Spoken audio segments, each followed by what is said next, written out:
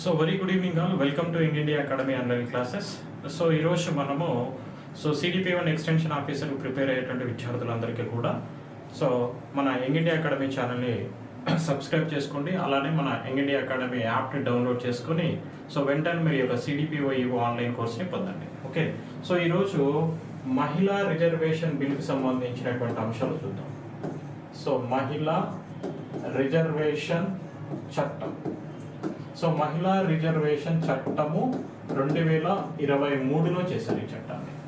మీ అందరికీ తెలుసు, మహిళలకి సంబంధించి రిజర్వేషన్లు అంటే విద్యా ఉద్యోగాల్లో రిజర్వేషన్లు అనేటువంటిది మనకి ఆర్టికల్ 16లో మనకి విద్యా ఉద్యోగాలకు సంబంధించినటువంటి రిజర్వేషన్ల గురించి తెలియజేస్తుంది. అలానే మనకి 73వ రాజ్యాంగ సవరణ చట్టం, 74వ రాజ్యాంగ సవరణ చట్టం ద్వారా స్థానిక సంస్థలలో మహిళలకి మనకి 33% రిజర్వేషన్లను కూడా కేటాయించడం జరిగింది. అంటే స్థానిక సంస్థల్లోనూ విద్యా ఉద్యోగాల్లోనూ మహిళల రిజర్వేషన్ల గురించి ఆ చట్టాలు తెలియజేస్తున్నాయి.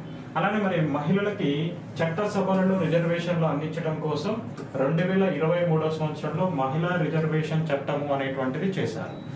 దీనికి గాను ఈ చట్టాన్ని 106వ రాజ్యాంగ సవరణ చట్టము అంటారు. అది 2023లో చేశారు. దీనికి సంబంధించిన బిల్లు అంటే 128వ రాజ్యాంగ సవరణ బిల్లు అంటారు. ఈ బిల్ని మనకి 2023 సెప్టెంబర్ 19న దీనిని మనకి పార్లమెంటులో ప్రవేశపెట్టడం జరిగింది. ఈ సెప్టెంబర్ 19న పార్లమెంట్లో ప్రవేశపెట్టాక ఇది బిల్లుని అనేక చర్చలు జరిగి దీన్ని ఆమోదించడం జరిగింది. అసదుద్దీన్ ఓవైసీ అలానే మనకి ఇంతియాజ్ అలీ అనేటువంటి వ్యక్తులు దీన్ని వ్యతిరేకించారు, ఈ మహిళా రిజర్వేషన్ బిల్ని. వ్యతిరేకించినప్పటికీ కూడా మెజారిటీ అనేటువంటిది వచ్చింది కాబట్టి ఇది చట్టంగా రూపొందించడం జరిగింది.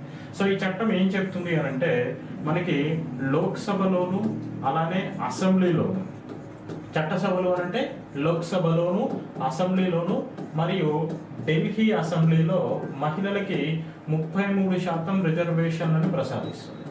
మహిళలకి 33% రిజర్వేషన్ని అందిస్తుంది.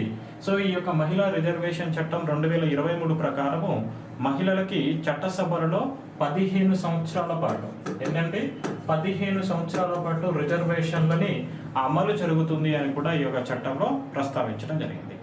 ఈ చట్ట ప్రకారం మనకు ఉన్నటువంటి 543 స్థానాల్లో 33%, అంటే లోక్సభలో ఎన్ని స్థానాలు ఉన్నాయి? మొత్తం 543 స్థానాలు ఉన్నాయి, ఎంపీ స్థానాలు ఉన్నాయి.